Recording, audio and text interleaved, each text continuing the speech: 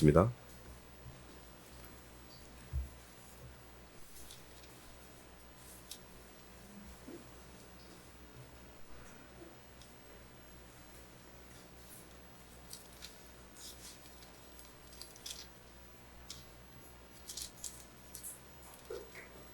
에스겔 11장 19절로 21절 말씀, 구약 1163쪽입니다. 내가 그들에게 찾으셨으면 한 목소리를 보겠습니다. 시작.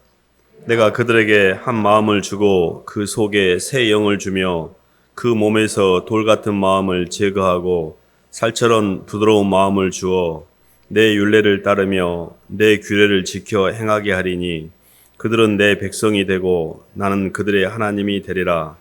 그러나 미운 것과 가증한 것을 마음으로 따르는 자는 내가 그 행위대로 그 머리에 갚으리니 나 주 여호와의 말이니라. 아멘. 박수로 하나님께 영광 돌리겠습니다. 에스겔 말씀인데요. 성령을 통한 임재의 약속이라는 말씀 제목입니다. 천지를 창조하시고 십자가를 대속하시고 우주 만물을 운행하시는 하나님의 모든 섭리 가운데 행하시는 그 방향성이라는 게 있거든요. 그 뭐냐면 하나님의 형상으로 지은 사람을 하나님의 사랑의 상대로 완성해 가는데 그 목적성을 가지고 우주가 운행되고 있습니다. 큰 틀에서 보면 흙에다 생기를 집어넣어서 이 몸이 움직이는 겉생명은 우리가 취득을 했으나 아직 하나님의 속생명이라는 사랑이 임재가 안 돼서 겉과 속의 균형이 밸런스가 무너진 상태에서 땅에 많이 끌려다니고 휘둘리고 눌리고 부담스럽고 염려하고 두려워하고 이런 모든 것들이 하나님의 창조가 완성이 안 된 상태의 미완성의 모습이라고 보시면 됩니다. 우리가 어렸을 때 아이들을 보더라도 막 이렇게 그냥 분별력도 없고 지 마음대로 하고 이기적이고 막 천방지축이고 그런 아이들이 조금씩 커가면서 의미를 알고 가치를 알고 성숙해지고 다른 사람을 배려할 줄 알고 이런 과정에서 점점 좋아지는 모습이 우리 육신의 성장 과정에서 나타나는 거거든요. 인생이 힘들고 어렵고 뭔가 이렇게 휘둘린다는 이야기는 아직 내 창조가 온전히 완성이 안 됐고 또 저는 예수님을 믿고 살아가면서 항상 질문이 좀 있었던 것 중에 하나가 하나님 왜 선악과를 허락하셨을까? 선악과도 하나님의 애견된 사랑의 표현이었을까? 이런 생각을 해본 적이 있었습니다. 지금은 마귀를 두셔서 선악과 인생을 살게 하는 것도 하나님의 사랑이라고 해석을 합니다. 왜 그런 거 하니? 하나님은 우리를 사랑하셨기 때문에 자유의지를 허락하셨고 그 자유의지의 그 핵심 중에 하나가 하나님을 떠나서 반대편으로 갈 수 있는 자유까지도 허락하시는 겁니다. 무슨 이야기냐면 좋은 것과 나쁜 것에 대한 반대편이 동시에 있어야만 올바른 선택을 할 수가 있고 그 올바른 선택을 할 수 있는 인격적 존재로 우리를 만들었기 때문에 우리는 하나님을 떠나서 살 수 있는 그 권한까지도 우리에게 부여한 건데 그게 이제 선악과 인생인데 그것 또한 하나님의 섭리로 가는 과정에 역할을 하게 됩니다. 왜 그러냐면 하나님 말씀을 따라 가지 않으면 힘이 들어요. 그리고 휘둘리고 걱정과 염려가 있고 뭔가가 힘들어. 이게 마귀가 하는 역할입니다. 힘들지 않으면 절대 하나님께 안 돌아오기 때문에 빛으로 가는 과정에서 우리는 흙이기 때문에 어둠의 과정이 필요합니다. 어둠이라는 것 자체는 빛을 알아가는 데 있어서 필연적으로 필요한 과정입니다. 어둠이 없이는 빛의 가치를 모르고 가난해 보지 않고서는 부의 가치를 모르고 배우 지식이 없고서는 이 무식함에 그런 걸 모르듯이 우리의 모든 그 삶은 인간의 사고와 감각 자체가 이렇게 상대적이기 때문에 반대편을 허락하신 겁니다. 그 반대편 또한 하나님의 사랑이라는 걸 좀 이해하셔야 되는데요. 히브리서 12장 한번 봐볼까요?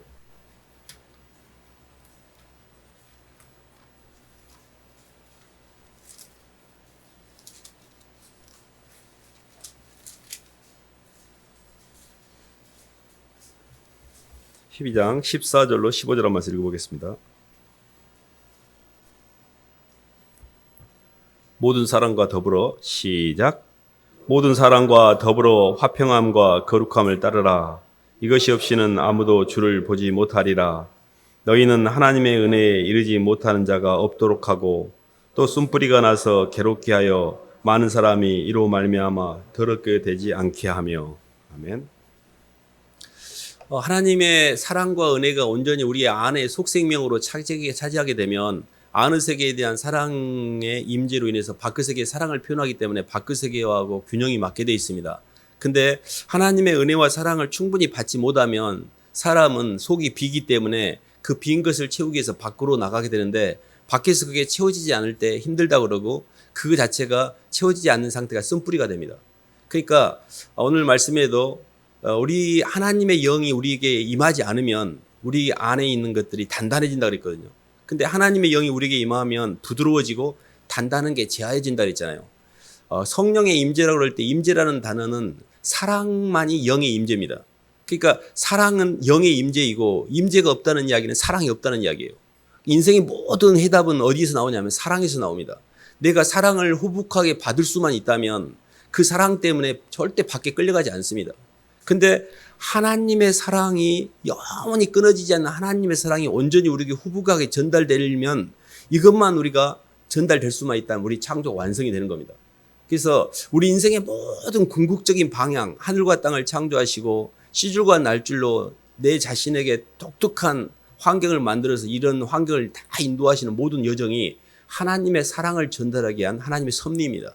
어떤 사람도 나와 똑같은 환경이 없어요. 사실은 봐보세요. 말씀이라는 게 뭐냐면 말씀은 하나님의 창조의 섭리 가운데 내가 어디를 향해 가야 되고 지금 어디에 머물러 있으며 왜 내가 그 길을 못 가고 있는지 왜 내 인생이 힘든지를 정확하게 도해를 해줍니다. 말씀이 없으면 방향을 못 잡아요. 그냥 땅에 묶여버린 겁니다. 근데 하나님의 말씀은 주의 말씀은 내 발의 등이요 내 길이 비친다 해서 방향성을 제공하지만 실질적으로 그 길을 갈 수 있는 것은 성령의 임재가 있어야 됩니다. 하나님 말씀을 들을 때는 분별력은 생기지만 그걸 행할 능력은 아직 없는 거거든요. 그러니까 이런 겁니다. 가룟 유다가 예수를 팔려는 생각이 들어왔을 때 그 생각 자체를 자신의 생각을 하나님의 말씀에 비추 이거 마귀가 주는 건데라고 캐치를 할 수 있었어야 됩니다. 근데 그 캐치를 못하고 그 생각이 내 생각이라고 생각하고 그것에 동조해서 수를 두잖아요. 말씀이 없기 때문에 그렇습니다. 이렇게 어떤 사람이 좀 서운한 일을 해요. 서운한 행동을 했어. 속에서 서운한 게 쭉 올라옵니다. 화가 나요. 이거 마귀가 장난질 한다는 걸 알아야 되는데 저 사람 때문에 힘들다라는 그 팩트가 너무 선명해서 내가 그렇게 반응하고 화를 내는 건 너무 당연한 듯이 행동을 할 때가 많습니다. 무슨 이야기냐면 하나님의 말씀은 내 영을 진단하는 청진기입니다. 하나님 말씀이 있기 때문에 이게 마귀가 주는 거구나를 알 수 있어야 돼요. 그걸 캐치하는 게 분별력이에요. 사실은 말씀을 듣고 신앙 안에 있으면 그런 분별력은 어느 정도 생깁니다. 그것도 없는 분도 물론 있지만 계속 자기 의로 그냥 자기 생각을 주장하는 사람이 있지만 그래도 말씀을 자꾸 들으면 생각이 납니다. 거기까지 접근을 해요. 근데 사람은 하나님의 말씀을 지킬 수 없습니다.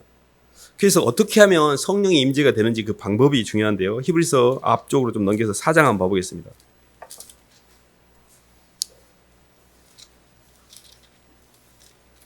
15, 16절 한번 읽어보겠습니다.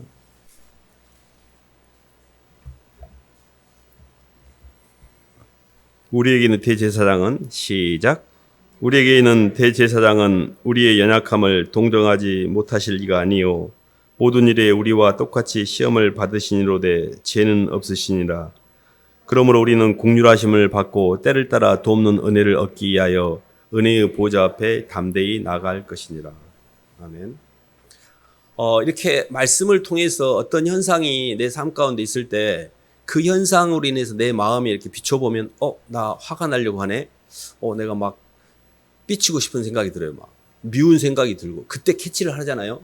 그때 어떻게 해야 되냐면 때를 따라 긍휼하심을 얻고 때를 따라 돕는 은혜를 얻기 위하여 은혜의 보좌 앞에 나가는 게 주님 저 힘들어지려고 해요라고 그 말씀을 통해서 내 속에 있는 삐치려고 하는 그 말을 고백을 해야 돼요.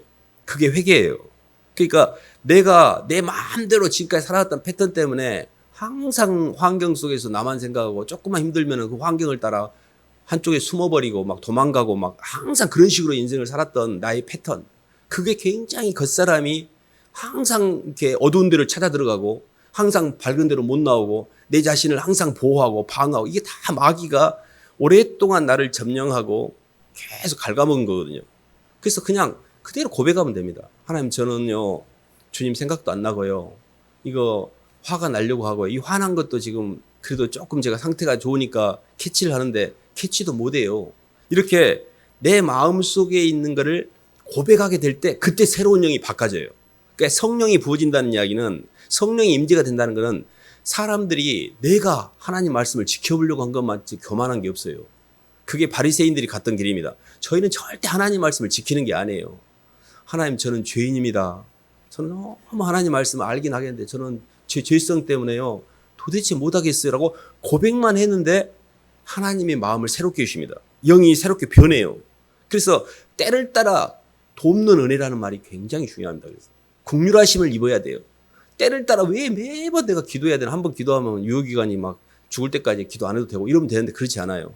그 때라는 어떤 순간에 나에게 어떤 불현듯 다가오는 걱정, 근심, 두려움, 염려가 올 때 그게 뽀로록 올라올 때 이거 마귀가 장난질하네. 또 내 몸을 점령해서 이것들이 또 마귀가 우리를 점령한 최고의 좋은 방법이 뭐냐면 두려움입니다. 사람이 두려움을 느끼면 완전히 시공 안에 모든 게 묶이게 돼요. 절대 두려워할 필요가 없어요. 그러니까 내가 두려워하는 그것을 주님은 끄집어내기 위해서 처리하기를 원하시고 나는 그것을 두려워하는 가운데 그 두려움으로부터 도망가려고 하는 거예요. 이게. 임재라는 게 굉장히 중요한 영역입니다. 그래서 하나님의 말씀을 공부하고 점점 이렇게 신앙 안에서 성장을 해가는데도 왜 이렇게 안 변할까? 그 안 변한다는 게 뭐냐면 영이 안 바뀌고 있는데 그 영을 바꾸는 방법을 모르는 거예요. 그래서 막 공부를 하고 내가 의지적으로 노력을 하고 이게 아니고 항상 주님 앞에 무릎을 꿇으셔야 돼요. 주님 도와주세요. 잘 안 돼요.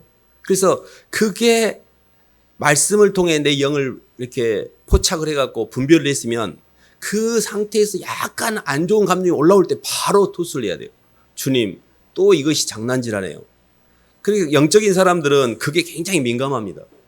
그래서 이런 부분이 굉장히 중요한데요. 사실은 예수님의 영이 내 안에 이렇게 임재가 되고 회개가 되는 것은 예수 그리스도와의 관계가 있습니다.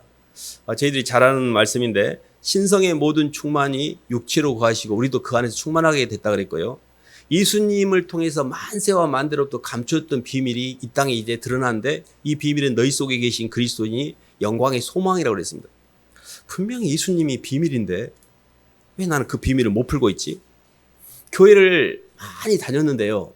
예수님을 만난 사람이 별로 없어요. 예수님 다 알 것 같죠? 예수님을 다 믿고 있는 것 같죠? 예수님의 상이 내 속에 깊이 있는 것 같죠? 천만의 말씀입니다. 예수님이 십자가에서 나를 위해서 죽으신 그 사실을 진심으로 개인적으로 받아들이지 않는 사람은 아직 예수님을 모르는 겁니다. 사람이 제가 이런 생각을 해본 적이 있습니다. 내가 누구 때문에 죽을 수 있을까? 내가 어떤 것 때문에 내 목숨을 내놓을 수 있을까? 내가 내 목숨을 버려서까지 내가 뭔가를 추구한 게 있다면 그게 내 인생의 최고의 가치인데 그게 뭘까? 20대 때도 그런 생각을 한 적이 있었습니다. 근데요, 저는 그럴 능력이 없고 한 가지 받아들였던 거는 예수님이 나 같은 걸 위해서 하늘과 땅의 경계를 넘어 들어오셔서 당신을 버리셨다는 것에서 제 가치를 발견했습니다. 저는 아무 무가치한 존재인데 저를 향해서 주님이 너무 많은 대가를 치렀기 때문에 내가 가치가 있구나 하고 처음으로 받아들였어요. 제가. 한 번도 저를 가치 있게 생각하지 않았습니다. 근데 예수님이 나를 위해서 죽으실 만큼 가치가 있는 거예요. 우리 자신을 위해서. 그거를 받아들인 사람들이 예수를 믿는 사람들이에요. 그것을 받아들이지 않는 것은 그냥 기독교의 교리를 이해하고 있는 겁니다. 기독신앙의 가장 핵심은 사랑입니다. 그리고 그 사랑은 나를 위해서 목숨을 버리신 내 주 예수 그리스도를 이름을 부를 때 마음에 울림이 있어야 돼요. 막 그냥은 못 불러요, 그분을. 그분을 향한 그 울림이 없는 상태에서 기독교의 종교 창시자 정도로 아는 그 교리적인 이해가 예수를 믿는 게 아닙니다. 그래서 성령이라는 것은 무슨 갖다 쓰는 영향력이 아니에요. 예수님을 진심으로 사랑할 때 그때 성령 역사예요. 그 주님이 나를 사랑하여 이것도 사랑이라는 것을 내가 확신하게 될 때 성령 역사예요. 주님 저 너무 이거 힘든데 이것도 사랑이에요? 왜 이렇게 힘든 거예요 근데? 이렇게 하나님보다도 나를 더 사랑하고 계속 땅에다 못 박고 말뚝박고 땅의 정욕으로 계속 무적행으로 그렇게 끌려가면 지옥이기 때문에 어떻게든 끄집어내려고 하는데 정신 못 차리고 계속 땅에다 못 박고 있는 나를 아직도 짠하게 여기시는 거예요. 그만해라. 너무 많이 했지 않냐. 이제 그만하자. 주님은 아직도 기다리고 계셔요. 돌아오기를. 근데 아직도 나는 땅에다가 계속 소망을 두고 사는 거예요. 땅에다가. 아무리 말을 해도 자식하고 돈하고 환경을 통해서 나를 증명하려고 하는 몸부림을 치고 있다니까요. 그것을 빨리 깨달으셔야 됩니다. 저희의 인생의 가장 핵심은 뭐냐면 내 주 예수 그리스도를 속생명으로 만나는 거예요. 이 안에 채우는 거예요. 정말 예수님의 사랑이 내 안에 느껴지고 그 사랑 때문에 땅의 경계를 넘어가는 겁니다. 이게 사랑을 통해서만, 죽음을 통해서만이 모든 육이 벗겨져요. 저는 정말 이렇게 마음에 들었던 말이 있었습니다. 시공의 제약을 받은 이 피조물이 예수 그리스도의 연합을 통해 시공을 초월할 수 있다는 말이 굉장히 매력적으로 다가왔습니다. 어떻게 그게 가능하지? 나는 너무 시공에 묶여 있는데 어떻게 예수님과 연합을 통해서 시공을 초월해? 말은 알겠는데 그게 어떻게 된다는 말이야? 이게 정말 잘 이렇게 피부로 안 다가왔습니다. 근데 그게 뭐였냐면 내 자아가 죽는 거였어요.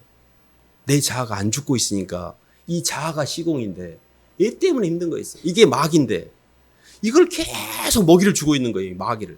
종교 자아로. 막 복 줬다라고 하나님까지 갖다 쓰면서 이 자아가 전혀 안 죽고 있어요.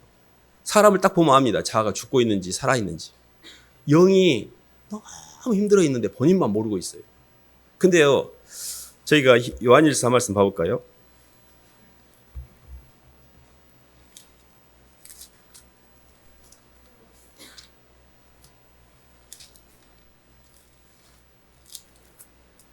삼 장 18절 한번 봐보겠습니다.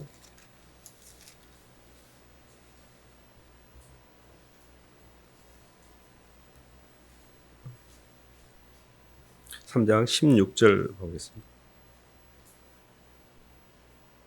3장 16절부터 18절. 그가 우리를 위하여 시작.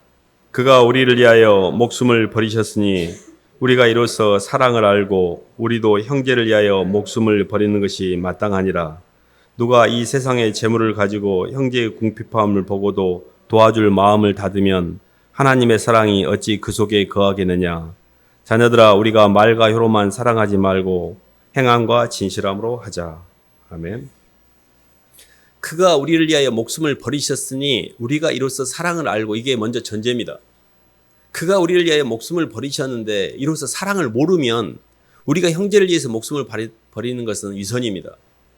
그가 우리를 위하여 목숨을 버리셨다는 것, 주님이 먼저 나를 위해서 죽으셨다는 것, 주님이 나를 대속하실 만큼 이 땅에서 나의 삶의 존재의 의미와 가치가 있다는 걸 발견하게 될 때, 그리스도 예수 안에서 이 발견된 내 삶의 존재 의미를 알게 될 때 나도 다른 사람을 위해서 살 수가 있는 겁니다. 그러니까 사실은 계속해서 사람들은 사랑하는 걸 움직이고 있거든요. 사실은 세상을 사랑하는 사람은 세상에서 발견되기를 원해요. 그게 뭐냐면 명예, 인정, 사람에게 인정받고 권력을 잡고 뭔가 사람들이 성공했다고 막 이런 자아로 나를 채우기를 원해요. 마귀들은 그런 자아밖에 못 채웁니다. 근데 그런 것들은 그렇게 말해준 사람마다 다 죽잖아요. 굉장히 공허한 겁니다. 세상에서 칭찬받는 게 무슨 의미가 있어요? 세상에서 인정받는 게 무슨 의미가 있습니까? 근데 막 사람들이 나를 향한 평판이나 이런 게 굉장히 민감합니다. 조금만 나한테 뭐라 해도 막 그것 때문에 막 죽어보려고 합니다. 그러니까 너무 가짜들에게 많이 중독돼 있다 보니까 그런 게 안 들어오면 괴로워해요. 근데요, 우리의 본질이 죄인이에요. 뭘 사람들한테 인정받을 게 뭐가 있습니까? 내가 피조물인데. 예수 그리스도 안에 있을 때만, 이 실존의 상태에 있을 때만이 세상에 어떤 것도 휘둘리지 않아요. 그렇기 때문에 우리의 목표는 예수 그리스도 안에 거하는 겁니다. 안의 세계에서 만난 주님 때문에 밖에 있는 내 겉사람을 처리를 하셔야 돼요. 안에 있는 주님 때문에 내 자신으로부터 해방되는 걸 해탈이라고 그러고, 그게 구원의 개념이에요. 다 예수 믿고 복 받으려고만 하지, 예수님 때문에 내 자신 제가 죽게 안 되고 있기 때문에 이렇게 인생이 힘든 겁니다. 사랑이라는 건 뭐냐면요, 사랑은 죽음입니다. 사랑할 때만 죽을 수가 있어요. 서두에 제가 죽을 수 있는 게 있는가? 사랑할 때만 죽을 수가 있습니다. 이렇게 한번 질문을 해보세요. 나는 무엇 위해 죽을 수 있는가? 돈 때문에 죽는 사람이 있습니까? 돈 때문에 사람을 죽이긴 해도 자기가 죽지는 않습니다. 돈은 인격이 아니기 때문에. 중요한 건요, 돈이나 물질이나 지식은 인격이 아니기 때문에 우리 속에 들어오지 못합니다. 절대 마음을 못 채워줘요. 그래서 공허한 거예요. 우리의 창조의 완성은 사랑하는 존재가 내 안에 들어와야 돼요. 그 사랑하는 존재가, 사람도 물론 사랑하는 존재가 될 수 있습니다. 근데 사람은 일시적으로 들어왔다가 바로 빠져나가요. 자식 얼마나 데리고 있습니까? 기껏해야 10년입니다. 어릴 때, 아기 때 한 10살 때까지는 이쁘지, 자식 조금 초등학생만 돼보세요. 엄마를 얼마나 힘들게 하는지. 우리가 갖고 있는 우리의 진면목을 그냥 인정하셔야 됩니다. 내가 별나 사랑 많은 것 같죠? 그러지 않습니다. 사람은 사랑이 없고요. 영적인 의존자로서의 사람은 영적인 주도권을 받지 못합니다. 영적인 주도권을 주도권자와의 관계를 통해서만 받게 돼요. 그래서 구하고 찾고 두드리셔야 됩니다. 그래서 계속 내 인생의 내 영혼의 포커스가 뭐냐면 예수님이 되셔야 돼요. 예수님이 너무 내 입속에 내 입술 속에 항상 붙어 있어야 돼요. 그리고 그분을 내 생각 속에 절대 놓치지 않으셔야 돼요. 그렇게 될 때 성령이 그때 임재가 되는 겁니다. 사랑은 계속 생각하는 거예요. 사랑은 상대를 향한 나의 헌신입니다. 주님이 나를 위해서 십자가에 죽으심으로 대가를 치렀기에 주님, 제 인생은 이제 주님 거예요. 저 괜찮아요. 주님을 위해 제가 남은 생을 살겠습니다. 무엇이 어쩐다고 막 세상에서 막 억울하다고 분하다고 그렇게 살아서는 마귀의 길을 통과가 안 됩니다. 주님이 나를 사랑한 사랑을 받고 장군했잖아요. 받고 멍군입니다. 저도 이제 주님 죽습니다. 제가 어찌 주님이 저를 위해 죽었는데 이 쓰레기 같은 인생에 뭐가 그게 어려워서 제가 제 인생 갖고 질질 그렇게 할 게 뭐가 있습니까? 주님의 사랑을 받은 사람만 죽을 수가 있어요. 근데 이게 진짜 신앙입니다. 사랑만 유일하게 죽을 수가 있어요. 나는 죽을 수 있는가? 근데 그 죽는 순간에 모든 걸 해방이 돼요. 주님이 아브라함한테 자식을 죽이라고 그럴 때 자식을 없앤 게 아니에요. 자식을 더 하나님보다 사랑하는 그 마음을 처리한 거예요. 우리가 주님을 향해 헌신하고 주님을 향해 모든 걸 내려놓을 때 모든 묶임에서 해방이 됩니다. 궁극적으로 주님은 하늘로 올라가는 과정에서 이 땅에 있는 겉사람을 처리해야 하는 것을 우리에게 신호를 주는 거거든요. 기독신앙은 한마디로 죽음입니다. 십자가예요.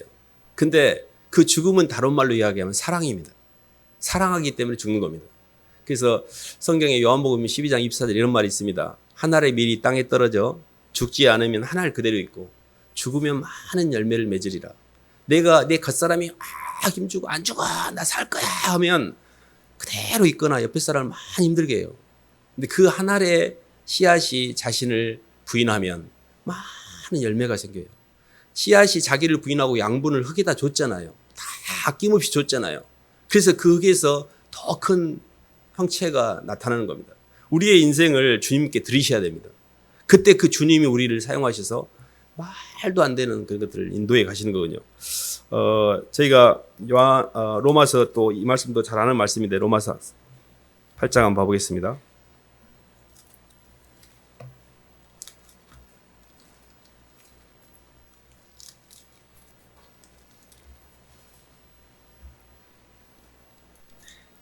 (8장 1, 2절) 말씀 읽어보겠습니다. 그러므로 이제 시작.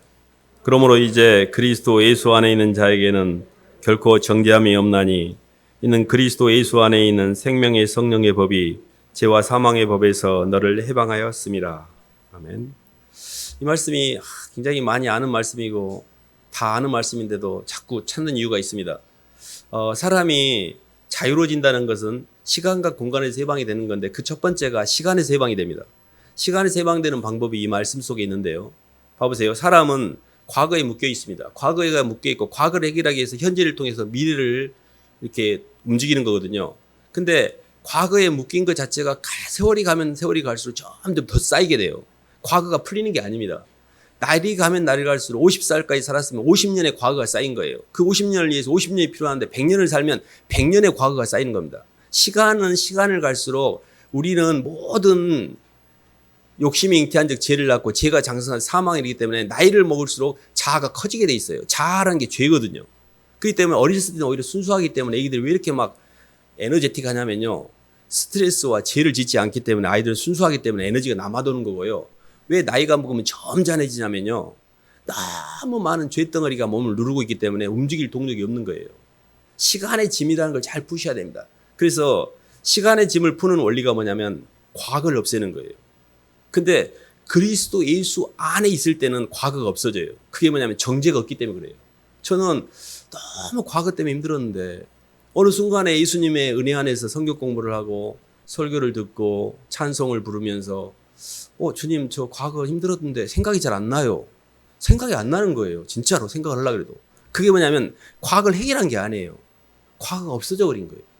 그래서 시간 안에서의 자유라는 게 뭐냐면 나의 모든 삶 가운데 그 환경이 하나님의 주권하에 있었구나. 나는 너무 힘들었는데 그것도 하나님이 허락하셔서 필요하셔서 허락하셨구나. 하나님 감사해요. 저 그것에 묶여가지고 너무 힘들었어요. 나 너무너무 힘들었는데 그것이 있었기에 제가 주님을 만났군요. 모든 게 실타래가 풀리듯이 풀립니다. 이것이 생명의 성령의 법 안에 거하는 겁니다. 시간적으로 과거를 해결하는 게 죄사함의 자유예요. 절대 자신을 정지하고 있거나 자책하는 사람은 이걸 아직 못 푼 겁니다. 아직 과거에 묶여 있는 거예요. 율법의 틀에 갇혀 있는 거예요. 자기 자신을 계속 학대하고 있는 거예요. 주님이 나를 용서해 주셨는데 내가 나를 용서를 안 해. 제가 한동안 그랬습니다. 얼마나 교만한지. 하나님은 나를 용서했는데 내가 나를 용서를 안 해요. 어떻게 그렇게 쉽게 용서할 수 있냐고. 주님은 나를 용서했는데 제가 얼마나 교만한지 정말 이루 말할 수가 없습니다. 용서가 안 되는 거예요. 막 자책하고 막 뭐라도 할 수 있는 거예요. 이게 뭐냐면 하나님의 도움 없이 내 힘으로 할 수 있으니까 하나님 오지 마. 내가 언제 내가 아순소리 했어요, 주님? 오지 마세요라는 굉장히 교만이에요. 이렇게 다 살고 있는 사람들이. 하나님 저 죄인이에요. 너무 저는 죄성 때문에 아무것도 할 수가 없어요. 주님 저는 피조물이고요. 주님 도움 없이는 저는 한 발짝도 못 움직이겠어요. 주님 도와주세요. 이렇게 고개를 숙여야 되는데 막 고집을 피우면서 마치 뭐 할 수 있는 것처럼 애기들이요.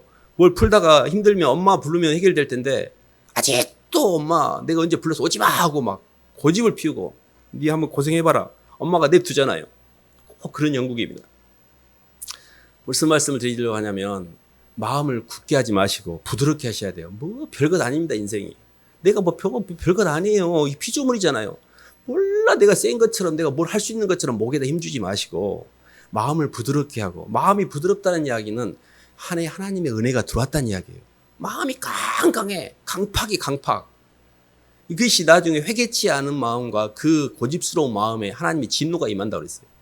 너무 마음이 깡깡해요. 사람을 보는데. 모든 사람을 다 쳐내고 있고 다 판단하고 있고 다 밀어내고 있고 이러면 지옥이잖아요. 그래서 항상 내 마음을 잘 살피셔야 됩니다. 내 마음이 부드러운가? 속살처럼 아이 속살처럼 부드러운가? 노인들의 그 근육 뭉친 것처럼 깡깡한가? 오랜 세월에 내 자아의 그 견고함이 깡깡해져 가지고 거의 간으로 말하면 경화입니다. 경화. 암 단계 전에 경화가 돼 있는. 그래서 항상 내 심령을 이렇게 잘 봐보세요. 주님 앞에 부드럽고 내가 겸손하고 낮은 자로 있는가? 비워져 있는가? 순수한가? 그렇게 막 욕심을 부리고 화가 나 있고 막 서운해하고 막 억울해하고 막 분해하고 이거 다 견고한 겁니다. 그게 굳어져 있는 거예요. 그래서 항상 영적인 관리를 잘 하셔야 돼요. 근데 그 키가 뭐냐면 고백이에요. 고백. 하나님 죄송해요. 또 제가 위치를 벗어났어요. 또 제가 서운하다고 또 억울하다고 또 저것들이 어쩐다라고 손가락을 쥐고 있는데 그것들은 나를 비추게 한 거울인데 나는 못 보고 맨 저러고만 있어요. 이런 사람이 제일 문제예요. 남이 문제라고 이런 사람은 100% 본인 문제입니다. 딱 봐도 100% 자기 문제인데 그걸 못 보는 거예요. 영이 없으니까. 남에게 손가락질이 가는 사람은 100% 영적 문제가 있습니다. 자기 판단의 세계가 제사함의 자유가 없는 거예요. 제사함의 자유가 없는 사람은 손가락질 항상 밖으로 갑니다. 그렇기 때문에 내가 판단의 세계에 들어가서 누구를 판단하고 있고 그것이 힘들다는 이야기는 내가 나를 용서하는 죄사함의 자유에 이르지 못했다고 보시면 돼요. 제가 그랬으니까 정확히 압니다. 그렇기 때문에 저를 돌아보니까 이게 밖의 문제가 아니구나. 내 문제구나를 정확히 알게 됩니다. 왜 이 이야기를 하냐면요. 예수님을 믿고 하나님의 성령의 사랑과 은혜 가운데 마음이 부드러워지고 죄사함의 자유를 누려야 편안해져요. 그때 처음으로 숨을 쉴 수가 있어요. 내 영혼이. 아이고 살겠다 좀. 너무 힘들어 인생이. 시간과 공간에 눌리니까. 시간으로부터 해방되는 방법이 과거가 하나님께 맡기는 거예요. 그리고 미래를 여는 거예요. 그 미래가 뭐예요? 부활의 소망. 주님 만나서 항상 예배만 드리고 찬양하고 주님 만날 날 기다려져요. 옛날에는 저는요, 신앙 초기에는 예수님 만난다는 말이 생각도 안 났고 만난다는 말이 두려움으로 느껴졌습니다. 나 준비 안 됐는데 지금 가면 혹시 나 지옥 가는 거 아니야? 무서웠습니다. 주님 만나는 게 무서웠어요. 그리고 예수님이 다시 재림한다고 그러는데 오지 마세요 주님. 저 아직 준비 안 됐으니까 오지 마세요. 이런 마음이 들었어요. 근데 주님 오실 날을 기다리면서 주님 만날 날을 기다리면서 이 땅을 사셔야 됩니다. 땅은 다 허상으로 다 문드러져 없어집니다. 진짜는 예수를 사랑하는 이 마음만 남게 돼요. 그리고 이 마음 속에 하나님의 말씀으로 부활의 몸을 입혀주십니다. 이런 말들이 교회를 처음에 다닐 때는 이해가 안 됩니다. 근데요, 저는 이렇게 이해를 했습니다. 씨앗이 땅에 심겨지면 새까는 씨앗의 세상에 나무가 나오잖아요. 하물며 이 물질도 아닌 하나님의 생명이 내 몸속에 심어졌는데 내 몸 하나에 어떤 형체화가 안 될까요? 아니, 씨앗에 조그마한 씨앗 하나 땅속에 던져놔도 거기서 나무가 나오는데 말할 수 없는 흠없고 저는 어린 양의 보배로운 피로 말미암아 목숨을 걸고 나를 살리신 주님의 영이 내게 들어왔는데 내게 아무 일도 안 일어난다고요. 그걸 믿기가 더 어렵습니다.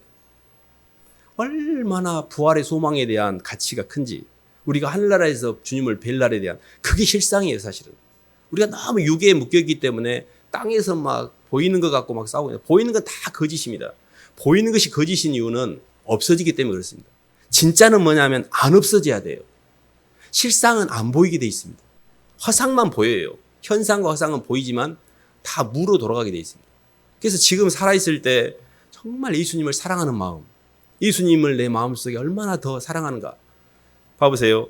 만물이 주에게서 나와서 주로 말미암고 주에게로 들어가잖아요. 현미경을 가지고 그냥 돋보기를 가지고 빛을 쪼이면 한 점에 모아야 이게 뭔가 타잖아요. 종이가 똑같습니다. 모든 만물을 주님의 주권이라는 돋보기를 통해서 내 마음에 받아들이셔야 예수님의 상이 들어와요. 그게 어떤 말이냐면, 옛날에는요, 하나님 나 힘들어요. 왜 이렇게 힘들게 하세요? 너무 힘들어. 이것도 힘들고 이것도 힘들고. 근데 돋보기가 그것도 사랑이다. 그것도 내가 하라겠다. 그러셨어요 주님? 몰랐는데. 알았어요 주님. 그걸 다 사랑으로 받으니까 상이 맺히는 거예요. 주님 사랑이. 주님 아직도 일하고 계시구나. 주님 저 아직도 포기 안 하셨어요? 이 정도면 포기하셔야죠. 저 수십 년 교회 다녔어도 신앙 없는지 아시잖아요. 저는 그냥 들러리로 교회 다녀요. 그만 포기하세요. 저는 그냥 제 마음의 위로 좀 받으려고 교회 다니지. 저 예수님 그렇게까지 믿고 싶은 마음 없어요. 근데 주님 포기하지 않는 거예요. 끝까지. 그러니까 진짜로 주님을 만나셔야 돼요. 가짜 말고. 진짜로 주님이 나를 사랑하고 계시구나. 왜 이렇게 주님을 이야기를 해도 주님이 안 느껴지는지. 그거는 내 의식이 계속 분산되고 있기 때문에 그래요. 세상 걸 너무 많이 받아들이고 있고 주님은 생각도 안 하고 주님 앞에 굴복도 안 하고 주님께 내 고민과 힘든 걸 맡기지도 않고 오로지 내 문제를 갖고 내가 막 스트러링하고 있잖아요. 그래서 진짜 예수님을 홀대하시면 안 됩니다. 정말 그렇게 함부로 대하실 분이 아니에요. 정말 내 인생에 가장 가치 있는 분입니다. 내 인생에 정말 가치 있는 단어를 하나 떠올리라면 예수님입니다. 예수님만 제 인생의 유일한 가치입니다라고 고백하셔야 돼요. 절대 부모님, 어렸을 때는 엄마라 그랬습니다. 그러나 엄마라는 단어보다 예수님이라는 단어가 훨씬 울림 있는 단어입니다. 나보다 더 나를 사랑하신 분이니까. 그래서 정말 예수님을 홀대하지 않으시고 그분을 정말 사랑하셔야 됩니다. 그분과 많이 동행하셔야 돼요. 그때 내 마음속에 주님이 조금씩 느껴지고 자리를 차지하십니다. 그래서 우리의 신앙의 모든 여정은 예수님과의 동행입니다. 예수님을 사랑하고 그 주님 때문에 내 자아를 처리하고 주님 때문에 영혼들을 향해서 내 삶을 주고 모든 포커스가 주님을 따라가는 거예요. 근데 주님을 따라간 것은 다 실상이기 때문에 하늘로 올라갑니다. 근데 이 땅에서 내가 그렇게 노력했던 시험 공부 열심히 해가지고 합격해 가고 돈 벌고 모든 건 그런 건 다 땅의 일이에요. 땅에서 하늘의 경계를 한 발짝도 못 넘어갑니다. 그래서 저희가 에스겔 선지자가 하나님께서 받은 그런 계시를 기록한 책들이고 우리가 일견 보기에 굉장히 어렵게 느껴집니다. 근데 모든 그 계시의 가장 핵심적인 개념 중에 하나가 모든 만물과 만사의 주권자가 하나님이라는 그런 명제가 그 말씀 속에 스며들어 있습니다. 우리 삶 가운데 이 독특하게 만든 시간과 공간이라는 때, 이 때는 나하고 똑같은 사람이 한 명도 없어요. 순간은 영혼으로 연결되고 그 순간의 결단을 통해서 내 영이 열리게 되어 있습니다. 근데 그 순간의 결단을 통해 영이 열리는 것은 이 환경을 주님이 주셨다고 인정할 때만 이 크로노스라는 자연적인 시간이 카이로스라는 영적인 시간으로 열리게 돼 있어요. 그 사람이 예수님을 만난 거예요. 모든 만물이 그냥 이렇게 자연적인 시간의 흐름은요, 엄청 권태로운 거예요. 지루하고. 의미와 가치가 없는 인생은 지루하고 보루하고 그 허탄하게 이루 말할 수가 없어요. 권태롭기가. 계속 먹고 마시고 즐기고 육적인 구조로 살아보세요. 물질적인 구조로. 가치가 없는데 인생에. 결국 그 끝이 뭐냐면 자신의 숙주인 몸뚱이를 죽여야 돼요. 너무 힘드니까. 근데 우리는 의미를 찾아서 가치를 찾아서 우리 자신을 이렇게 가고 있는데 그 가치의 힘이 뭐냐면 주님이시고 사랑입니다.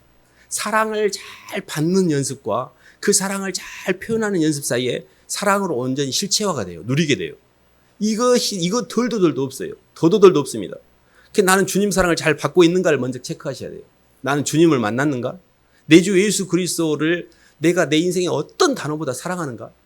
그게 아니라면 나는 아직 주님을 온전히 사랑하지 않는 겁니다. 다른 것이면 주님보다 돈이에요. 저는 주님보다 더 출세예요. 성공이에요. 저는 아내고 남편이고 자식이에요. 그 다 지금 헛다리 짚고 있는 겁니다. 그런 것들이 나를 채워주지 않아요. 예수님만 채워줍니다. 예수님. 정말 중요합니다. 예수님이 진심으로 내 인생의 주제가 되셔야 돼요. 그러면 그 예수님이 내 인생의 주제가 될수록 점점 무거운 것들이 이제 그때부터 풀리기 시작해요. 그리고 주님 때문에 저 괜찮아요. 이게 돼요. 그렇게 힘들었는데 주님이 고난 당한 걸 생각하면 주님 괜찮아요. 이렇게 돼요. 그래서 이 길을 가기 위해서 서두에 제가 말씀드렸듯이 하나님의 이 땅에 우리를 만드신 목적은 당신의 사랑의 상대로 우리를 완성해가는 과정이고 그 사랑의 상대를 완성해가는 과정에서 만든 툴이 하늘과 땅이라는 거푸집입니다. 하늘과 땅에 우리를 집어넣어놓고 많은 만물과 만사란 시줄과 이 날줄을 통해서 우리의 삶에 다 개입하고 계시는데 나는 눈치를 못 채고 있는 거예요. 뭐 이게 하나님 사랑이래? 애물소리만 있었고 맨 땅에다가 고개 쳐박고 지금 뭔 분별도 안 되고 있고 뭔 짓을 하는지를 모르고 가고 있어요. 근데 조금씩 이제 이해를 하는 거죠. 아, 속생명이 아직 안 들어와서 이렇게 힘들구나. 주님한테 포커스를 맞춰야 되는구나. 예수님이 키라는 걸 알겠는데 왜 나는 그게 안 되지? 이렇게 뭔가 방향을 조금씩 맞추면서 주님을 생각하고 주님의 사랑을 받아들여서 죄사함의 자유를 누리고 주님 알았어요. 주님 때문에 제가 이제 남은 생을 주님을 살게라고 몸뚱이가 결단이 될 때가 있어요. 그게 성령의 역사입니다. 그 결단이 뭐냐면 헌신입니다. 주님, 제 생애는 이제 주님 겁니다. 모든 걸 주님께 드리게 돼요. 그때 완전 해방이에요. 그러니까 이제 이런 여정들을 이렇게 가고 있는데 조금씩 이렇게 경험이 사람마다 좀 다를 수는 있습니다. 어쨌든 성령의 임재는 하나님의 형상으로 빚어가는 과정 가운데 절대 여기를 통과하지 않고서는 하나님 형상이 안 됩니다. 성령의 임재는 사랑이고 사랑은 주님을 만난 겁니다. 주님을 만난 것 없이 신앙의 완성이 절대 안 됩니다. 예수님과의 연합 외에 신앙의 방법은 없어요. 그건 다 교리고 그는 율법이고 그는 유선입니다. 그래서 예수님을 진심으로 만나는 그런 여정에 모든 인생의 포커스를 맞추고요. 삶 속에서 이렇게 해보세요. 항상 주님을 부르면서 조금 감정이나 힘듦이 올라오면 바로 캐치해서 주님 죄송해요라고 회개를 하시고 그걸 처리해 보세요. 그래서 이게 만약에 없어지면 주님하고 교통이 되는 거예요. 근데 안 없어지면 아, 내가 예수를 안 믿고 있구나라고 보시면 돼요. 아무리 주님을 불러도 이게 안 없어지네. 안 가져가 주님. 기도는요, 엿바꿔 먹기입니다. 내가 해결하는 게 아니고 주님 이 힘든 가져가시고 주님 거로 바꿔주세요. 근데 주님이 그게 영이 새롭게 되는 거거든요. 그 체험을 꼭 하셔야 돼요. 그러면 조금씩 몸이 살아나기 시작해요. 이렇게 되니까 되네? 난 너무 힘들었는데 이제 안 힘드네? 그게 조금씩 제사함의 자유를 맛보는 것이고 자아를 처리하는 걸 조금씩 느끼는 겁니다. 그러면서 점점 편안해져요. 그리고 주는 영이시니 주 영이 계신 곳엔 자유함이 있기 때문에 시간과 공간에서 완전 자유롭게 돼요. 그런 여정 가운데 저희들이 가고 있고 그 중간에 성령의 역사와 임재는 굉장히 중요한 부분입니다. 그래서 예수님을 진심으로 받아들이고 사랑하심으로 성령 충만하시기를 주님 이름으로 축원합니다. 하나님 아버지 감사드립니다. 하나님 저희가 무엇이고 한데 포기할 만도 하신데 이렇게까지 시간과 공간에 이 때라는 환경을 통해서 저희를 빚어가시고 인도하시니 하나님 감사합니다. 아직도 하나님의 섭리를 이해하지 못하고 저희의 우매함과 고집과 하나님 저희의 선악과 때문에 자꾸 주님을 멀리하고 그렇습니다. 주님, 주님의 말씀을 통해 올바른 방향을 잡게 도와주시고 주님의 성령의 임재를 통해 그 문제를 주님께 맡기게 도와주시고 주님께 새롭게 주시는 새로운 힘으로 말미암아 결단하고 이 땅의 경계를 넘어 하늘로 넘어갈 수 있도록 인도하여 주시옵소서. 예수님 이름으로 기도드립니다.